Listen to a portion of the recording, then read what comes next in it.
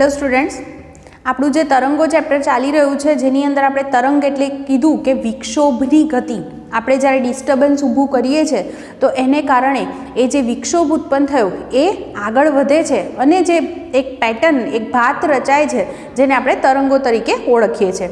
જેમાં આપણે પ્રકાર પણ પાડ્યા. યાંત્રિક તરંગો કે જેને પ્રસરણ માટે માધ્યમની જરૂર છે એને આપણે યાંત્રિક તરંગો કીધા. બિન યાંત્રિક અથવા વિદ્યુત ચુંબકીય તરંગો બીજો પ્રકાર હતો કે જેને પ્રસરણ માટે માધ્યમની જરૂર નથી. અને ત્રીજા આપણે દ્રવ્ય તરંગ વિશે પણ આપણે વાત કરી ગયા છીએ. ત્યારબાદ આપણે યાંત્રિક તરંગોના બે પ્રકાર પાડ્યા, લંબઘત તરંગ અને સંગત તરંગ. લંબઘત તરંગ એટલે કેવા તરંગ કે જેમાં તરંગ પ્રસરણની દિશાને લંબ દિશામાં માધ્યમના કણો દોલનો કરતા હોય તો એવા તરંગોને આપણે લંબઘત તરંગો તરીકે ઓળખીએ છીએ. જેમ કે આપણે કીધું દોરી પરના તરંગો એ લંબઘત તરંગનું એક ઉદાહરણ છે એમ કહી શકાય. જ્યારે સંગત તરંગ કોને કીધા કે સંગત તરંગનું જ્યારે પ્રસરણ થતું હોય ત્યારે માધ્યમના જે કણો છે એ તરંગ પ્રસરણની દિશામાં જ દોલનો કરતા હોય છે. તો એવું જે તરંગ છે એને આપણે સંગત તરંગ તરીકે ઓળખીએ છીએ. જેનું ઉદાહરણ આપણે કીધા ધ્વનિના તરંગો. તો આ બધી વાત આપણે ઓલરેડી કરી ગયા છે. બીજી આપણે એ પણ વાત કરી કે લંબઘત તરંગોનું જે પ્રસરણ છે એ માત્ર ને માત્ર ઘન માધ્યમમાં શક્ય બનશે, જ્યારે સંગત તરંગો છે એ ઘન અને તરલ બંનેની અંદર એમનું પ્રસરણ શક્ય બને છે. હવે આજે આપણે નેક્સ્ટ ટોપિક પર જવાના છે જેમાં હું તમને પ્રગામી તરંગો વિશે, તરંગ સમીકરણ વિશે થોડીક વાત કરીશ અને સાથે સાથે એની અંદર આવતા બધા પદ વિશે પણ થોડુંક સમજાવીશ. તો જુઓ, પ્રગામી તરંગો એટલે પ્રગામી તરંગો કોને કહેવાય? તો એવું બોલાય કે જે તરંગો માધ્યમમાં સતત આગળ ને આગળ વધતા હોય તો એવા તરંગોને આપણે પ્રગામી તરંગો તરીકે ઓળખી શકીએ. જે તરંગો માધ્યમમાં આગળ ને આગળ વધતા હોય તો એવા તરંગને આપણે શું કીધા છે? પ્રગામી તરંગો. બીજો શબ્દ આવે છે તરંગ સમીકરણ. તરંગ સમીકરણનો મતલબ એમ થાય કે આપણે એ સમીકરણની મદદથી એની અંદર જો આપણે અલગ અલગ સમયની જો વાત કરતા હોય તો આપણને સમય અનુસાર તમારું જે તરંગ છે એનું સ્થાન મળી શકે. એટલે કે એની અંદર જે કણ છે તો એનું સ્થાનાંતર શું હશે આ બધી બાબતો આપણે એના દ્વારા સમજી શકીએ, જેને આપણે તરંગ સમીકરણ તરીકે ઓળખીએ છીએ. હવે હું તમને પહેલાં અહીંયા આગળ એમ કહું કે સામાન્ય રીતે ધારો કે હાલ આપણે વાત કરવી છે કે મારી પાસે લંબઘત તરંગ છે. કેવું તરંગ લઉં છું હું? ઓલરેડી લંબઘત તરંગ છે. એનો સીધો મતલબ એમ થશે કે તરંગ પ્રસરણની દિશા x હશે તો એના માધ્યમના કણો y દિશામાં દોલનો કરતા હશે. તો એનો અર્થ એવો થાય કે આનું જ્યારે હું સમીકરણ લખું છું તો માધ્યમના કણો y દિશામાં દોલન કરે છે તો એનું જે સમીકરણ છે y ઓફ આપણે xt લખી શકીએ. એટલે x અને t બદલાય એમ y કઈ રીતે બદલાય છે તો એનું સમીકરણ કંઈક આપણે આવી રીતે લખી શકીએ, a sin kx minus omega t plus phi. આ સમીકરણ દ્વારા આપણે એનું જે આને આપણે તરંગ સમીકરણ તરીકે ઓળખીશું, જેમાં આખું પદ છે એ કળા દર્શાવે છે. x અને t બદલાય એટલે x એટલે સ્થાન અને t એટલે સમય, તો આ બંને પદ બદલાય તો y બદલાશે. એટલા માટે આપણને આ જે સમીકરણ મળ્યું છે એને આપણે કયા નામે ઓળખીશું? તરંગ સમીકરણ, જે મેં પર્ટિક્યુલર લંબઘત તરંગ માટે લખ્યું છે. અહીંયા આગળ જો આ જ વસ્તુ મારે સંગત તરંગ માટે લખવી હોય તો સંગત તરંગમાં શું હોય તો જે તરંગ પ્રસરણની દિશા છે એ જ દિશામાં માધ્યમના કણો દોલનો કરે તો હું એને સિમ્પલ ખાલી s ઓફ xt કરીને લખી શકું. આમાં y દિશામાં દોલન છે એટલે y લખ્યું છે, સંગતમાં એ જ દિશામાં હોય એટલે હું એને સ્થાનાંતરને s વડે દર્શાવું છું. બાકી આ પદ એના એ જ રહેશે, કોઈ ફરક પડતો નથી. આ જે સમીકરણ આપણે લખ્યું છે એ ધન x દિશામાં ગતિ કરતા તરંગ માટેનું છે. જો તરંગ ઋણ x દિશામાં ગતિ કરતું હોય તો તમારું સમીકરણ આવું બને, y is equal to a sin kx plus omega t plus phi. એટલે કે અહીંયા આગળ માઇનસ સાઇન છે કે પ્લસ સાઇન એને આધારે નક્કી કરી શકશો કે તરંગ કઈ દિશામાં આગળ વધે છે. આપણે જો એવું એક કામ કરી શકીએ અહીંયા આગળ કે ટીની અલગ અલગ કિંમતો મૂકતા જઈએ અને એ પ્રમાણે આપણે ગણતરી કરી અને આના દ્વારા સાબિત પણ કરી શકીએ કે તરંગ પ્રસરણની દિશા કઈ તરફ બને છે. હું હમણાં એકાદ તમને ઉદાહરણ દ્વારા પછી સમજાવું છું. તો જુઓ, અહીંયા આગળ હું ફરીથી યાદ કરાવ્યું તમને કે જો kx માઇનસ ઓમેગા ટી લખ્યું છે તો હંમેશા ધ્યાન રાખજો કે તરંગ ધન x દિશામાં પ્રસરે છે. પણ જો kx પ્લસ ઓમેગા ટી વાળું પદ હોય તો તરંગ ઋણ x દિશામાં એટલે આમ જતું હશે, તરંગ પ્રસરણની દિશા આ તરફ હશે એવું તમારે સમજવું. ઓકે, હવે બીજી મારે અહીંયા આગળ એ વાત કરવી છે કે આ જે મેં સમીકરણ લખ્યું છે એને આ રીતે પણ લખી શકીએ અથવા તો બેના સંયોજન તરીકે પણ લખી શકીએ. કયા બેના સંયોજન તરીકે લખી શકાય? તો એવું હું વિચારી શકું કે એક પદ આવું હોઈ શકે, A sine kx minus omega t, અને બીજું પદ આવું હોઈ શકે B cos kx minus omega t, જ્યાં આગળ તમે a બરાબર લખી શકો છો cos phi અને b બરાબર હોઈ શકે sin phi, સ્મોલ a. હવે જુઓ, આ બંનેનું હું સાદુરૂપ આપું તો તમે જોઈ શકો બે બાજુ આપણે સ્ક્વેર કરી દઈએ અને બંને પદનો આપણે સરવાળો કરી દઈએ તો a square small a square common નીકળી જાય અને sine square theta plus cos square theta શું થઈ જાય 1. એટલે કે મને a બરાબર શું કિંમત મળી શકે? તો હું લખી શકું √a square plus b square. આ રીતે આપણે લખી શકીએ. અને જો આનો આપણે ગુણોત્તર લઈએ તો sine phi upon cos phi એટલે શું થઈ જાય? tan phi. તો tan phi is equal two આવું બનશે b અપોન a, હે ને? અથવા તો phi ઇઝ ઇક્વલ ટુ લખી શકાય tan inverse b upon a. આવી થોડીક ચર્ચા આપણે ચેપ્ટર 14ની અંદર કરેલી છે, એ જ વસ્તુ વાત છે. અહીંયા આગળ જો તમે સમીકરણ આ રીતે લખી દો, આની જગ્યાએ આ કિંમત મૂકી દો તો સમીકરણનું જે સ્વરૂપ છે એ કેવું થશે? તો cos alpha sign beta plus sine alpha cos beta, એટલે એના પરથી એને સાઇન આલ્ફા પ્લસ બીટા લખી શકાય. માટે આના પરથી પાછું આપણને આ સમીકરણ મળી શકે છે, એટલે એને આ રીતે આપણે રજૂ કરી શકીએ. એટલે કે તમારી પાસે આવું તરંગ સમીકરણ છે, આ તરંગ સમીકરણ કહેવાય. તો તમે સમીકરણને આવી રીતે પણ લખી શકો છો અથવા આ બંનેના સંયોજન તરીકે પણ લખી શકો છો. તો આ રીતે આપણે એને રજૂ કરી શકીએ. બરાબર? તો આટલી પહેલાં ઇમ્પોર્ટન્ટ વાત હતી આપણી પાસે. બરાબર? હવે એના પછી નેક્સ્ટ મારે જે કહેવું છે કંઈક આવી વાત કરીશ કે આની અંદર આજે આપણે સમીકરણ જે લીધું છે તો સમીકરણની અંદર આવતા અલગ અલગ પદ વિશે પહેલાં સમજાવી દઉં. સમજો, અહીંયા આગળ જે આપણે સ્મોલ a લખ્યો છે એને તરંગનો કંપ વિસ્તાર કહેવાય. કંપ વિસ્તાર એટલે કે મહત્તમ સ્થાનાંતર. હવે જુઓ, હું જો તરંગ અત્યારે હાલ ખાલી દોરી દઉં છું, પછી તમને સમજાવું કે કેમ આવો આકાર બને છે. અહીંયા આગળ હું કહું તો મહત્તમ સ્થાનાંતર આ દિશામાં આટલું અને ઓલમોસ્ટ સરખું જ છે, આ દિશામાં આટલું છે, તો આ બંનેને આપણે કંપ વિસ્તાર જ કહી શકીએ. સ્થાનાંતર ધન ને ઋણ બંને હોઈ શકે, પણ કંપ વિસ્તાર એટલે એનું મૂલ્ય છે માટે એ હંમેશા કેવો હશે? ધન હશે. અને કંપ વિસ્તાર એટલે બીજું કંઈ નહીં પણ સ્થાનાંતર જ છે. એનો સીધો મતલબ એમ થાય કે એનો એકમ શું થશે? મીટર. બરાબર? તો આ રીતે આપણે કંપ વિસ્તાર છે એને વ્યાખ્યાયિત કરી શકીએ. બીજું પદ આવે છે phi, અથવા આખું પદ કહું તો kx minus omega T plus phi. તો આ જે આખું પદ છે એને આપણે કળા તરીકે ઓળખીએ છીએ.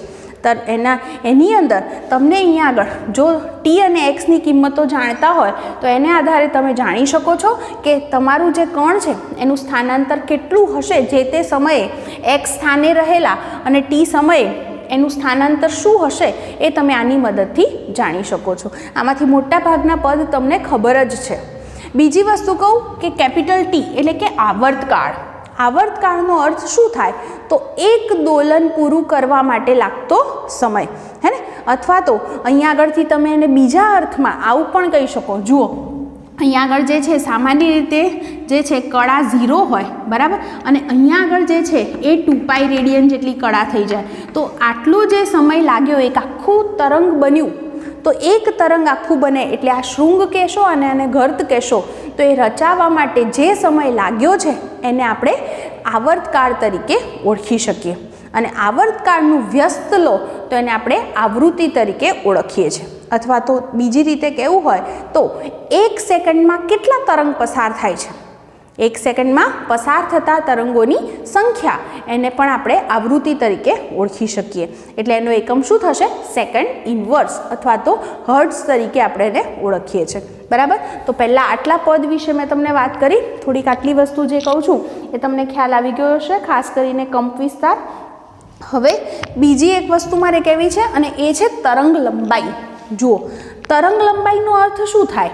તો અહીંયા આગળથી તમે એને આ રીતે વિચારો. ફરીથી હું તરંગ દર્શાવું. અહીંયા આગળ જે છે, ધારો કે આપણે આવું તરંગ દોર્યું છે, આ તરંગ છે.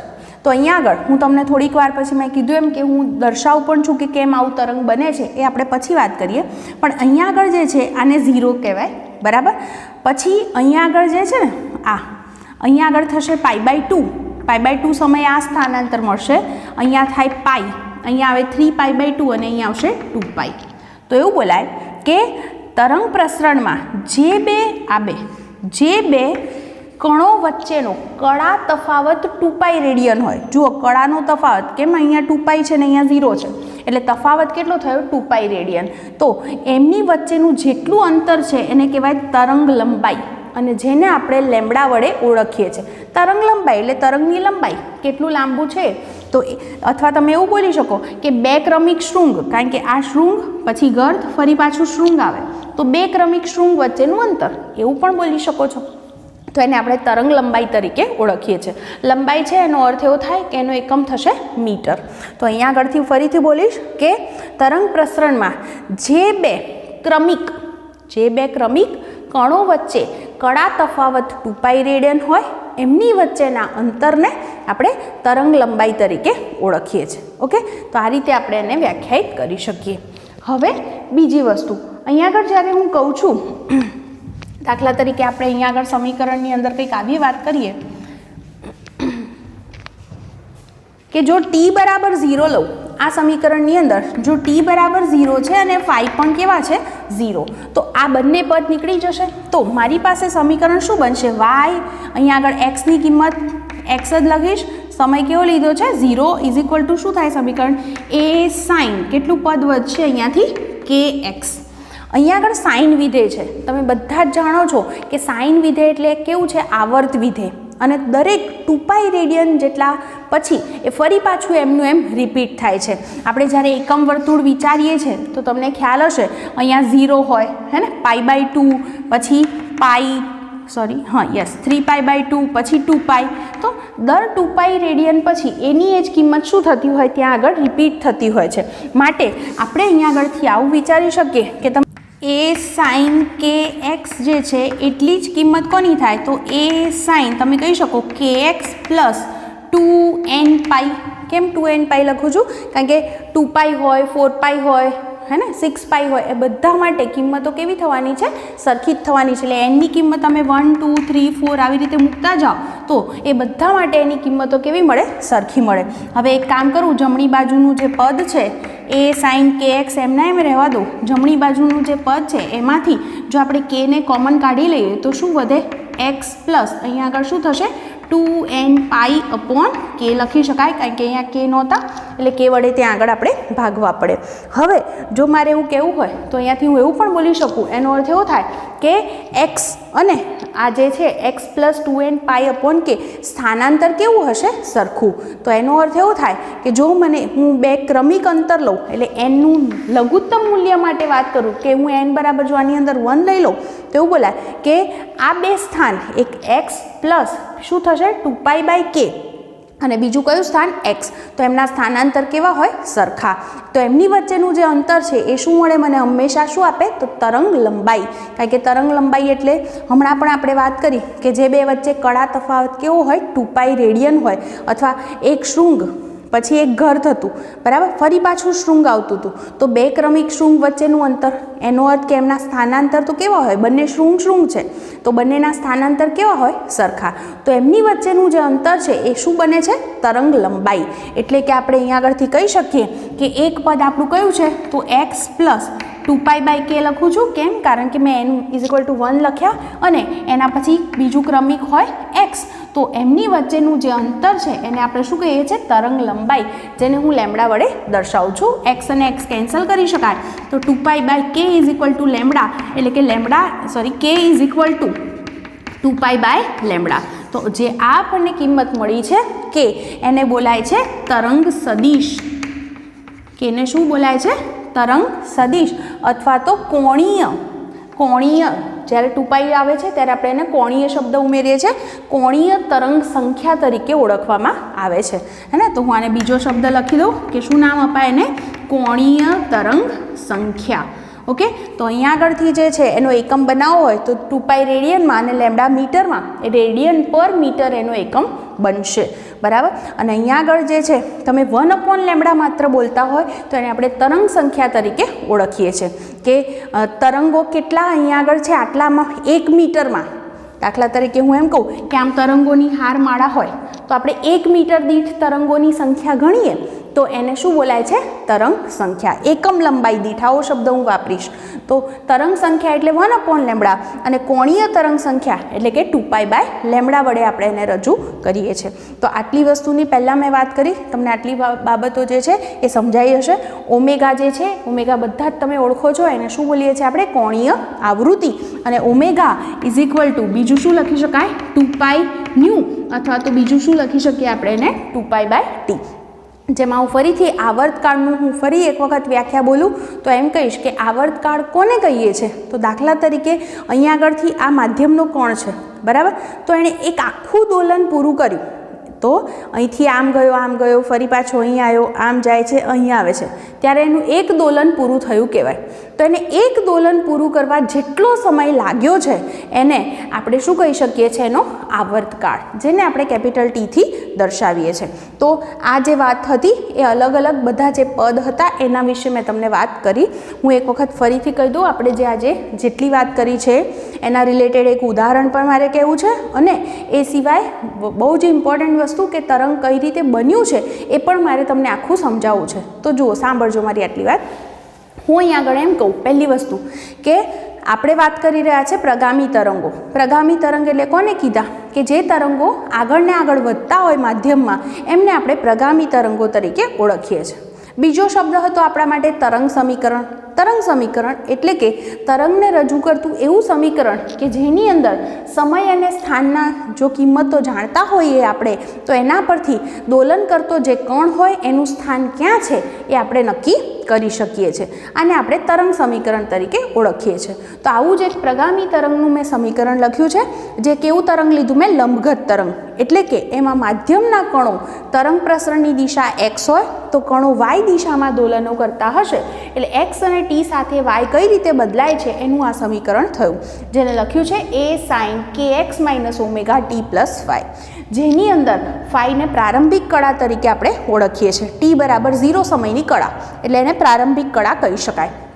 હવે અહીં આગળથી આપણે આ સમીકરણને એવું પણ કહી શકાય કે બે સમીકરણના સંયોજન રૂપે પણ લખી શકાય, હે ને. એક કયું પદ હોઈ શકે? તો a sin kx - omega t. તો બીજું પદ કયું હોઈ શકે? Plus b cos kx - omega t, જેની અંદર આપણે કેપિટલ A એટલે a cos phi લઈએ, સ્મોલ a cos phi, અને b ની કિંમત કેવી લઈશું? a sin phi, બરાબર. આ આપણે ચર્ચા કરી ગયા. તો એને સંયોજન રૂપે પણ દર્શાવી શકાય. જો આ લંબઘતની જગ્યાએ સંગત તરંગ લીધું હોત તો અહીંયા સંકેત ખાલી હું s લખત, બરાબર છે. બીજી વાત કે અહીંયા આગળ જે સમીકરણ લખ્યું છે એ કઈ દિશામાં તરંગ પ્રસરણ બતાવે છે? તો ધન x દિશામાં. જો તરંગ ઋણ x દિશામાં જતું હોત તો સમીકરણમાં શું આવત? કે અહીંયા આ તો આમનું આમ જ a sin, અહીંયા શું લખત? kx + omega t + phi, આવું લખી શકાય. હવે આપણે વાત કરી કે t = 0 અને phi = 0 મૂકી અને આ વાત કરીએ છીએ, પણ એના પહેલાં આપણે a એટલે શું કીધો? કંપ વિસ્તાર. કંપ વિસ્તારનો મતલબ શું થાય? કે કણનું કોઈ પણ દિશામાં, ધન કે ઋણ ગમે તે દિશામાં મહત્તમ સ્થાનાંતરનું મૂલ્ય, સ્થાનાંતર ધન કે ઋણ ગમે તે હોઈ શકે, પણ મહત્તમ આપણે જે કિંમત છે એને માત્ર શું લેવાનું છે? મૂલ્ય, જેને આપણે કંપ વિસ્તાર તરીકે ઓળખીએ છીએ, બરાબર. જેને આપણે સ્મોલ a થી દર્શાવીએ છીએ. ઘણી વખતે કેપિટલ A પણ લખ્યો હોય છે આપણે, અને એનો એકમ થશે મીટર. બીજી વાત કરી કે સમીકરણમાં t = 0 અને phi = 0 લીધા, બરાબર. તો આપણે આ સમીકરણને આ રીતે લખી શકીએ છીએ, જેની અંદર ફરી પાછું હું એ યાદ કરાવી દઉં કે આપણે તરંગ લંબાઈ વ્યાખ્યાયિત કરી. તરંગ લંબાઈ એટલે તરંગ પ્રસરણમાં જે બે ક્રમિક કણો વચ્ચે કળા તફાવત કેટલો હોવો જોઈએ? 2π રેડિયન. તો એમની વચ્ચેનું જેટલું અંતર હોય એ અંતરને આપણે તરંગ લંબાઈ તરીકે ઓળખીએ છીએ, અથવા તો ક્રમિક શૃંગ અને ગર્ત વચ્ચેનું અંતર એવું પણ, અથવા બે ક્રમિક શૃંગ ને બે ક્રમિક ઘર્ત વચ્ચેનું અંતર આવું પણ બોલી શકીએ. અલગ અલગ વ્યાખ્યા એની બનાવી શકાય. હવે આપણા આ સમીકરણની અંદર સમીકરણ આટલું જ વધે છે, જેમાં આપણે જાણીએ છીએ કે સાઇન વિધેય આવર્ત વિધેય છે, એટલે દરેક 2π રેડિયન પછી એમનું એમ રિપીટ થતું હોય, એટલે કે આ kxની જગ્યાએ kx + 2nπ ખૂણો હોય, આ થીટાની કિંમત આટલી હોય કે આટલી હોય, બે વાત સરખી જ કહેવાય. જેની અંદરથી આપણે અહીંયાથી k કોમન લઈ લીધા, બરાબર, અને ત્યારબાદ આ સમીકરણની અંદર આપણે એવું કીધું કે એનનું લઘુત્તમ મૂલ્ય 1 લઈએ તો બે ક્રમિક કણો જેમની વચ્ચેનું જે અંતર છે એને આપણે શું કીધું છે? તરંગ લંબાઈ. તો જેમના સ્થાનાંતર સરખા હોય, જે બે ક્રમિક કણોના, બરાબર, એમની વચ્ચેનું અંતર એટલે એને તરંગ લંબાઈ કહી શકાય. તો એક બન્યું x + 2π/k, તો બીજું હશે x. બંને વચ્ચેનું જે અંતર છે એને શું કીધું છે આપણે? તરંગ લંબાઈ. કેમ? કારણ કે બંનેના સ્થાનાંતર સરખા છે. દાખલા તરીકે આ એક છે અને બીજું આ છે, તો હું એમ કહું કે આ બંને વચ્ચેનું અંતર લઉં તો આ બંનેના સ્થાનાંતર કેવા છે? સરખા છે. તો એમની વચ્ચેનું આટલું જે અંતર છે એને શું કહેવાય? તરંગ લંબાઈ. એટલે મેં ક્રમિક કોના અહીંયા સરખા હોય તો આપણે કીધું કે 2π રેડિયન પછી રિપીટ થાય છે, એટલે કે એક કિંમત હોય x + 2π/k, તો બીજી કિંમત શું હશે? x, બરાબર. તો એમની વચ્ચેનું અંતર એટલે તફાવત લીધો છે, એને કીધી તરંગ લંબાઈ, જેના પરથી આપણે કોણીય તરંગ સંખ્યા છે એનું સૂત્ર સાબિત કર્યું. બીજી વાત જે છે, આના પછી આપણે ફરી પાછી આવર્તકાળ વિશે કીધી કે આવર્તકાળ એટલે તરંગ પ્રસરણ થતું હોય ત્યારે કોઈ કણ છે તો એને એક આખું દોલન પૂરું કરવા માટે જે સમય લાગ્યો, અહીંથી ધારો કે આમ ગયો, અહીં આવ્યો, અહીં આવીને અહીં આવ્યો, તો એક દોલન થયું કહેવાય. તો એક દોલન પૂરું કરવા જેટલો સમય લાગ્યો એને આપણે એનો શું કહી દીધો છે? આવર્તકાળ. અને ઓમેગાને શું કીધી છે? કોણીય આવૃત્તિ, જેને તમે 2π/t વડે વ્યાખ્યાયિત કરી શકો છો. આ અલગ અલગ બધા જે પદ હતા, આવૃત્તિ એક પદની વાત હતી, ન્યૂ આવૃત્તિ એટલે 1 સેકન્ડમાં પસાર થતા તરંગોની સંખ્યા. તમે અહીં ઊભા છો અને ચેક કરો કે 1 સેકન્ડમાં અહીંથી કેટલા તરંગો પસાર થાય છે, તો એમની જે સંખ્યા છે એને આપણે આવૃત્તિ તરીકે ઓળખી શકીએ. તો અલગ અલગ બધા જે પદ છે એના વિશેની થોડીક માહિતી હતી. હવે મારે બહુ મેઇન એક વસ્તુ સમજાવી છે કે કઈ રીતે આખું આ તરંગ રચાય છે, તો એના વિશે હું વાત કરું. તો એ સમજવા માટે આપણે એક કામ કરીએ કે જો આ સમીકરણની અંદર હું x = 0 લઉં, phi પણ 0 લઉં છું અને x પણ 0 લઉં છું, તો આ મારું સમીકરણ શું બને? y of 0t, હે ને? કેમ કે મેં x 0 લીધા = શું થાય? a sin, અહીંયા શું થઈ જશે? આ પદ 0 - ωt થાય. અને તમે બધા જ જાણો છો કે sin of -θ એટલે -sin θ, એટલે આને -a sin ωt લખી શકાય. આનો અર્થ એવો થાય, -a લખ્યું છે એનો અર્થ હું તરંગ દોરું તો એ તરંગ આમ શરૂ થયું કહેવાય, નીચેથી. કેમ? કારણ કે કંપ વિસ્તાર અહીંયા આગળ, એની આગળ માઇનસ કિંમત છે, એટલે એ તરંગ અહીંથી શરૂ થશે. આવો એનો અર્થ લઈ શકાય. આની જગ્યાએ જો પ્લસ હોત તો એનો અર્થ એવો થાય કે તરંગ જે છે આમ કેવું બને? તો આ રીતે થયું હોય, આવો અર્થ થાય. ઓકે, હવે મારે મેઇન એક વસ્તુ જે સમજાવી છે તમને કે તરંગ જે રચાય છે તો એ કઈ રીતે એનો આકાર બને છે અને કઈ રીતે આકાર આગળ વધે છે, એ થોડીક વાત આપણી ટેક્સ્ટબુકમાં એને કોઈ આકૃતિથી નથી સમજાવ્યું, પણ છતાં આપણે થોડુંક સમજી લઈએ તો આપણને વધારે હેલ્પફુલ રહેશે. જુઓ, દાખલા તરીકે મારી પાસે આ સમીકરણ છે, એની અંદર હું phi = 0 લઈ લઉં છું. ઓકે, અને હાલ પૂરતું તમને સમજાવવા માટે આ જે સમીકરણ છે એ મેં આવું લીધું હોત કે x + ωt વાળું સમીકરણ લીધું છે, ધારો કે, જેની અંદર હું અહીંયા આગળ વાત કરું છું કે x = 0 આગળ કોઈ કણ છે તો એ કઈ રીતે દોલન કરશે અલગ અલગ સમયે. તો હવે મારી પાસે સમીકરણ માત્ર કેટલું વધે? y = શું વધ્યું? a sin ωt, અને ઓમેગાની જગ્યાએ આપણે 2π/t લખી શકીએ. તો આવું મારી પાસે સમીકરણ છે. હવે હું આ સમીકરણમાં શું કરીશ? ટીની અલગ અલગ કિંમતો મૂકીશ અને એના દ્વારા ચેક કરીશ કે આ જે તમારો કણ છે એનું જે સ્થાનાંતર છે y એ કેટલું બને છે. ઓકે, તો એને હું અહીંયા આગળ આકૃતિની અંદર વારાફરતી દર્શાવતી જઈશ કે કઈ રીતે ટી બદલાય છે અને y કઈ રીતે બદલાય છે. અહીંયા આગળ હું કિંમતો જે છે ઉપરનું સ્થાનાંતર +a અને નીચે -a આ રીતે દર્શાવું છું. પહેલી વાત કરીએ t = 0 સમય. જ્યારે હું t = 0 મૂકું છું તો sin 0 ની કિંમત શું? આખું પદ 0 થયું, અને sin 0 ની કિંમત શું છે? 0. તો y = 0 મળે એટલે કણ અહીંયા છે, આવો અર્થ થાય t = 0 સમયે. હવે હું પહેલી જે કિંમત છે એ ટી બરાબર તમે નાના નાના ગાળા લઈ શકો છો. ધારો કે T/8 સમય લીધો, આ સૌથી નાનો ગાળો T/8, 2T/8, 3T/8, 4T/8 આવી રીતે આપણે લઈશું. તો જુઓ T/8 મૂકવું અહીંયા તો y બરાબર શું મળે, એ સાઇન અહીંયા શું થશે 2π/t અને ઇન્ટુ T/8 એટલે t અને t કેન્સલ બરાબર. 2 4 8 સાઇન π/4 સાઇન 45ની કિંમત શું તો 1/√2 1/√2 છે એટલે મારો જવાબ આવ્યો a/√2. તો જુઓ જ્યારે હું અહીંયા આગળ સમયનો ગાળો છે એ જ્યારે હું વાત કરું છું T/8 સમય છે ત્યારે આ જે કણ છે એ ક્યાં પહોંચશે, અહીંયા a/√2 એટલે અહીંયા આવે એટલે અહીંયા આગળ તમારો જે કણ t બરાબર 0 સમયે અહીં હતો, હવે કયા સમયે T/8 સમયે કણ અહીંયા આગળ પહોંચશે બરાબર.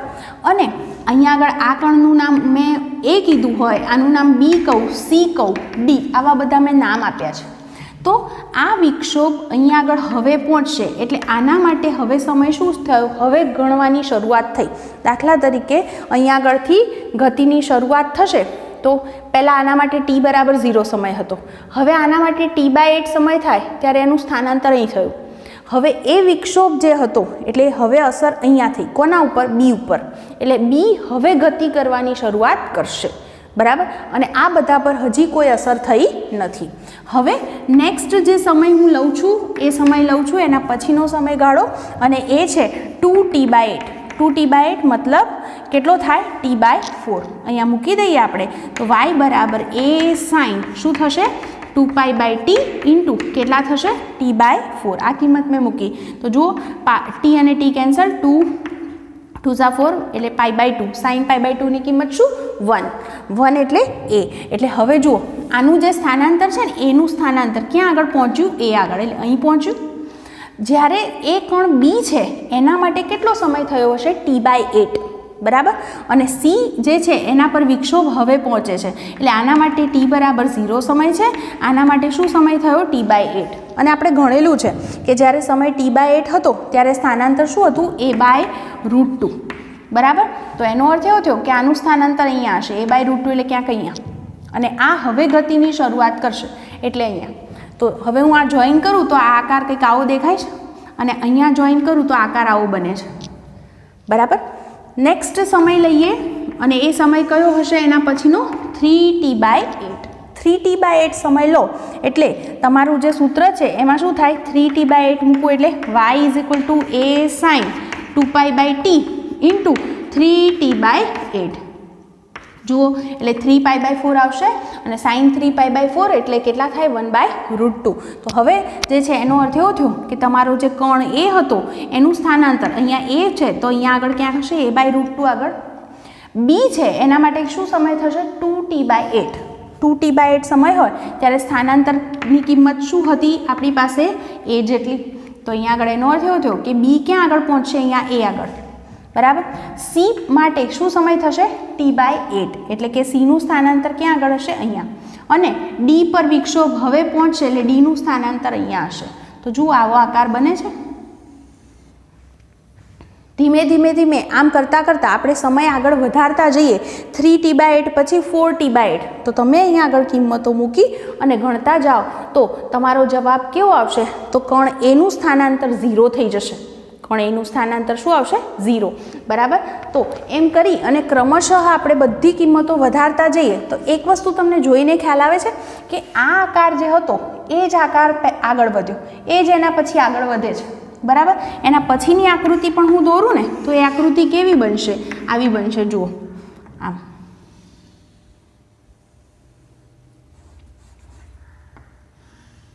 જો આનું જે સ્થાનાંતર છે એ ફરી પાછું 0 થઈ જશે.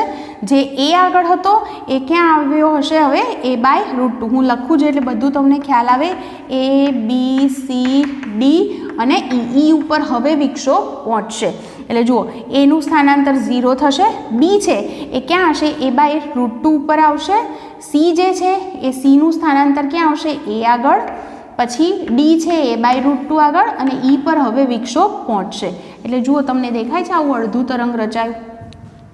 ઓકે, કેટલો સમય થયો અહીંયા આ T/8, 2T/8, 3T/8 અને 4T/8. 4T/8 એટલે T/2 સમય પછી આ સ્થિતિ છે. ઓકે, તો એનો અર્થ કે અડધું ચક્ર પૂરું થઈ ગયું.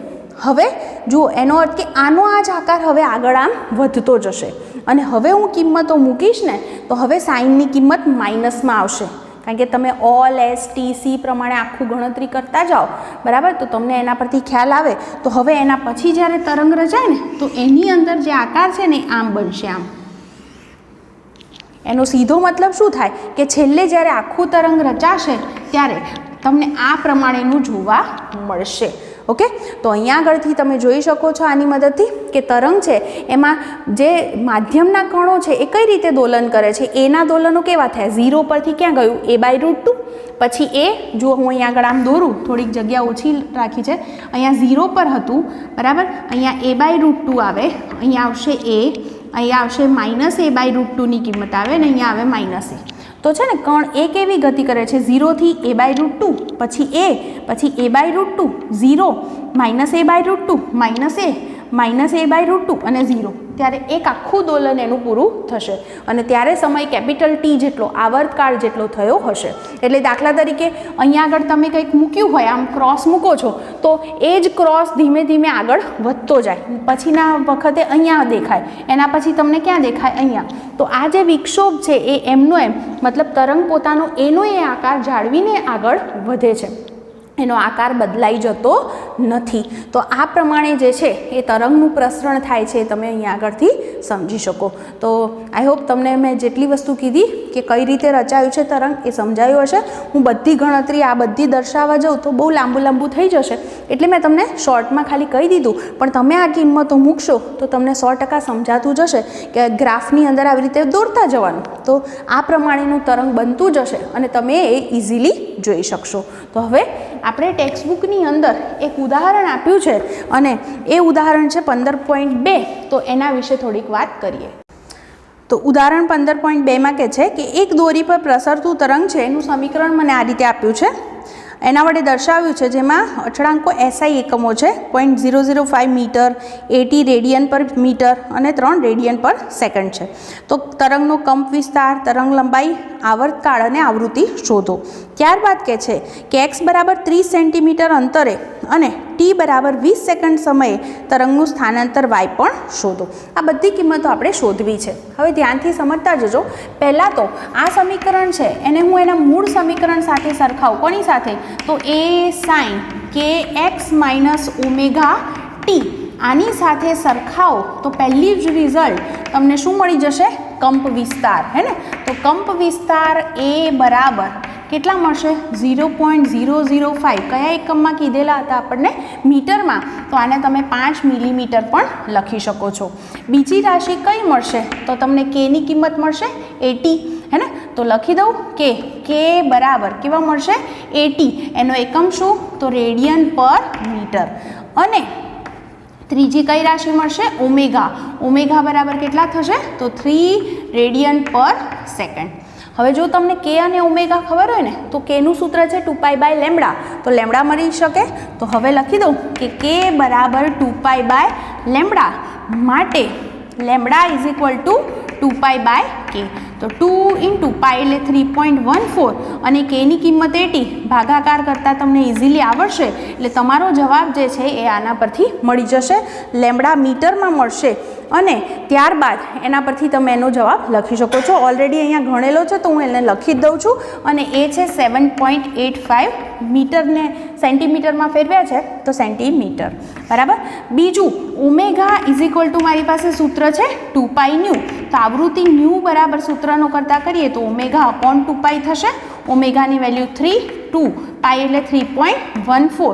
તો ઇઝીલી આના પરથી પણ તમને આવૃત્તિ મળી જશે. જે પણ ગણેલી છે એ હું અહીંયા આગળથી લખી જ દઈશ, જે છે 0.48. 0.48 સેકન્ડ ઇન્વર્સ પણ લખી શકાય અને હર્ટ્ઝ પણ લખી શકાય, બરાબર. અને આવૃત્તિનો વ્યસ્ત લો તો એ તમને શું આપશે? આવર્તકાળ.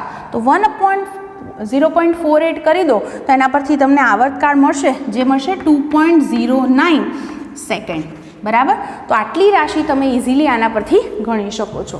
હવે નેક્સ્ટ જે વાત કીધી છે મને એ સમજીએ, જેમાં મને શું કીધું છે કે જ્યારે x બરાબર 30 સેન્ટીમીટર, x બરાબર 30 સેન્ટીમીટર અને બીજું શું આપ્યું છે, t બરાબર 20 સેકન્ડ છે ત્યારે તમારે y શોધવો છે. તો જો હું અહીંયા આગળ મૂકું કિંમત તો શું થાય છે, જુઓ ને, y ઓફ 30 સેન્ટીમીટર, 30 સેન્ટીમીટર છે એટલે હું એને 0.3 મીટર પણ લખી શકું, મીટરમાં લખવું હોય તો, અને સમય છે એ છે 20 સેકન્ડ ઇઝ ઇક્વલ ટુ કિંમતો મૂકીએ તો શું થાય, 0.005 સાઇન કેટલા થશે 80x, xની કિંમત શું મૂકવાની, તો 0.3 માઇનસ 3 ઇન્ટુ ટીની કિંમત શું મૂકશો, 20. સાદુરૂપ તમે આપી શકો છો. તો આના પરથી તમારો કંઈક જવાબ અહીંયા આગળથી મળી જશે. તો અહીંયા આગળ કેટલા થશે, 24 થશે આ, બરાબર, માઇનસ કેટલા થશે, 60. તો તમે આના પરથી બાદબાકી કરી દો તો તમારો જવાબ કેટલો આવશે, 0.005 સાઇન કેટલા આવશે, -46. બરાબર.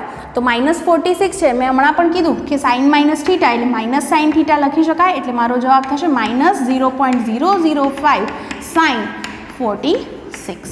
બરાબર. તો આ રીતે આટલો જવાબ મળ્યો. હવે આનું સાદુરૂપ હું કઈ રીતે આપું છું એ વસ્તુ તમારે સમજવાની છે. સોરી, 46 ના થાય, 36 થાય. બરાબર. ઓકે, હવે જે છે આનું સાદુરૂપ આપવું છે તો મારે આ જે ખૂણો છે ને એને રેડિયનમાં ફેરવવો છે. તો જોજો હવે, તો 36 છે એને મારે રેડિયનમાં ફેરવવા છે. તો હું આટલું કામ કરું છું, પાઈ વડે ગુણી અને ભાગી દઉં છું. છેદવાળા જે પાઈ છે એને તમે ઉપરવાળા પાઈ એમને એમ રહેવા દો, અને છેદવાળા પાઈ છે એટલે 3.14. તો 36 ને 3.14 થી ભાગાકાર કરશો એટલે તમારો કંઈક જવાબ પાઈની અંદર મળશે. જુઓ ને પહેલાં એક જવાબ શું આવે છે. યસ, મેં જો ભાગાકાર કર્યો છે તો મારો આન્સર આવે છે 11.46. કેવો આવે છે, 11.46. તો હું આની અંદર મૂકી દઉં તો મારું જે સમીકરણ છે એ શું થશે, y is equal to -0.005 sine, અહીંયા શું લખાશે 11.46 પાઈ છે. તો આને આપણે બે ભાગમાં લખવું હોય તો 11 પાઈ પ્લસ 0.46 પાઈ લખી શકીએ ને. તો લખી દઉં 11 પાઈ પ્લસ 0.46 પાઈ. હવે જુઓ 11 પાઈ ક્યાં આવે, તો આમ તમે એકમ વર્તુળ વિચારો તો અહીંયા શું હોય, 0 હોય, અહીંયા પાઈ હોય, અહીંયા 2 પાઈ હોય, 3 પાઈ, 4 પાઈ, 5 પાઈ, 6 પાઈ, 7 પાઈ, 8 પાઈ, 9 પાઈ, 10 પાઈ અને 11 પાઈ. 11 પાઈ અહીંયા આવે અને પ્લસ 0.46 એટલે આ ચરણ આવ્યું, ત્રીજું ચરણ. અને આપણે જાણીએ છીએ ઓલ STC પ્રમાણે ત્રીજા ચરણમાં સાઇન વિધેય કેવું હોય, માઇનસ. વિધેય નહીં બદલાય. અહીંયા બેકી કિંમત હોત ને તો અહીંયા આગળ જે છે સોરી π/2 હોય તો વિધેય બદલાઈ જાય, સાઇનનું કોસ થઈ જાય, પણ અહીંયા /2 નથી, માટે અહીંયા વિધેય સાઇનનું સાઇન જ રહેશે. પણ આ ચરણમાં સાઇન વિધેય માઇનસ હોય એટલા માટે આપણો આ જવાબ આવો થશે -0.005 સાઇન, શું લખશું આને, -0.46 પાઈ. બરાબર. અને બધા જ તમે અહીંયા આગળ જાણો છો કે સાઇન માઇનસ થીટા એટલે માઇનસ સાઇન થીટા એટલે આ આગળ આવશે એટલે પ્લસ થઈ જશે એટલે 0.005 સાઇન 0.46 અને પાઈની કિંમત થશે 180. બરાબર. અને 180 વડે ગુણી દો અને પછી જુઓ તો એ કિંમત કેટલી થશે, સમથિંગ 82 પોઈન્ટ સમથિંગ થવી જોઈએ. હું અત્યારે 7 કે એવું લખી દઉં છું અને તમે નેચરલ સાઇનની અંદર આની કિંમત ગણશો તો 0.99 સમથિંગ આવશે અને એનો ગુણાકાર કરો તમે આની સાથે તો એની મદદથી 0.99 એટલે તમે એને 1 ગણી શકો તો આ જે તમારો જવાબ છે એ એપ્રોક્સિમેટલી 0.005 જ રહેશે. એટલે કે તમે એને 5 મિલીમીટર લખી શકો છો. તો આટલું પદ ખાસ સમજવાનું છે તમારે. અહીં આગળ પાઈની કિંમત મૂકી દઈ, ત્યારબાદ ગુણાકારનો જવાબ આટલો મળે છે. નેચરલ સાઇનની અંદર એની કિંમત જોઈ લો અને એના પરથી જવાબ ગણી શકો છો. તો સરસ રીતે આવું ઉદાહરણ છે, એની પ્રેક્ટિસ તમે કરતા રહેજો અને બહુ સરસ રીતે આ ગણશો તો તમને 100% એ વસ્તુ આવડી જશે.